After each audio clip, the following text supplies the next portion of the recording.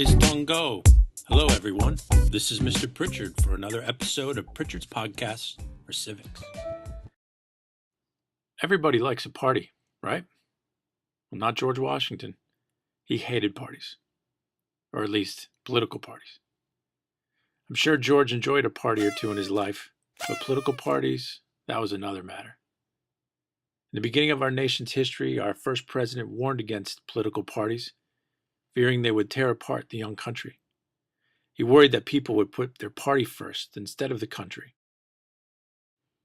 This is why George Washington is the only president who did not belong to a political party. Washington's fears certainly were justified, because politics can be a rough business. It's all about gaining power in government so that your side can do those things it believes will make society better. If two or more groups want to both control the government, there might be violence and bloodshed. And in fact, in some countries, differences between political parties have led to war. So what is a political party? Well, political parties are groups of people who have similar views or beliefs about important issues. One person can't expect to get much done, but if you get a group of people together, people with similar beliefs who want the same thing, they can accomplish a lot. Because political parties are all about gaining control of the government, the best way to do that, the main goal of a political party, is to get your members elected to public office, whether it's governor, senator, mayor, school board member, or even president. So what do political parties do? Well, for one, they unite people of the same ideology, like liberals, conservatives, or even moderates. They also try to choose or nominate candidates for public office. They also inform citizens of where they stand on issues. And they also try to influence and make laws and public policy. So if you want to join a political party, which one do you choose? In the history of the United States, there's been two main parties. Not the same two, and not the only two, but there have been two main parties running this country. The first is the Democratic Party. The Democrats are a liberal or left-leaning party. Go back and look at your notes on the political spectrum to learn more about their ideology.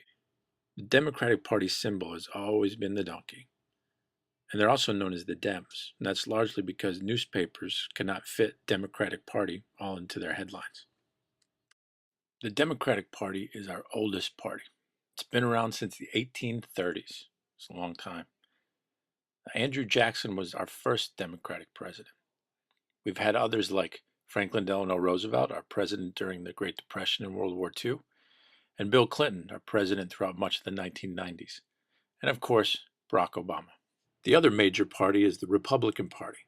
It's a conservative or right-leaning party. So if you don't remember what that is, go back to your notes on ideology and check on conservatives.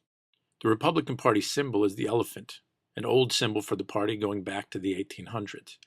The party also has a nickname. It's called the GOP, for the Grand Old Party. It's interesting because many Americans don't even know what GOP stands for or who it represents.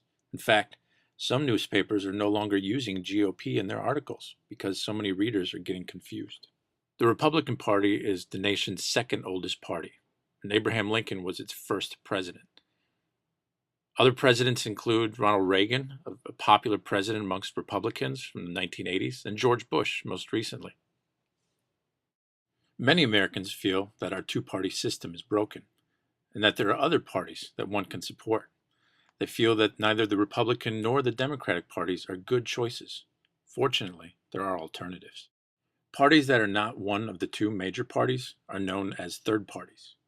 Third parties have almost always been around, but they don't receive the attention the two major parties receive. Third parties are a lot like a third wheel, that boy who tags along with his best friend or older brother who's on a date. They try to get the other's attentions like, hey, look at me, or hey, watch this, but no one's really listening. Examples of third parties include the Liberal Green Party, the American Conservative Party, the Libertarian Party, the Constitution Party, the Reform Party, and many, many more. The last group of voters are referred to as independents because they are voters who do not belong to any political party. People choose to be independents for many reasons. For one, they might feel that no political party fits them. Or they might agree with George Washington that political parties are bad because all they do is divide people. Or independents might just like to do their own thing. So what would George Washington think of our political parties today? Certainly he would still be concerned about the political divisions that exist much like they did in his day. But I have to believe he would be happy to know that despite the differences between our political parties, our nation has witnessed year after year of peaceful transitions of power from one party to another. The United States can be proud as a nation that in the end our parties, despite their differences, usually do put the nation and the Constitution before their own parties. Hey, and who knows? Maybe George Washington would learn to like parties after all.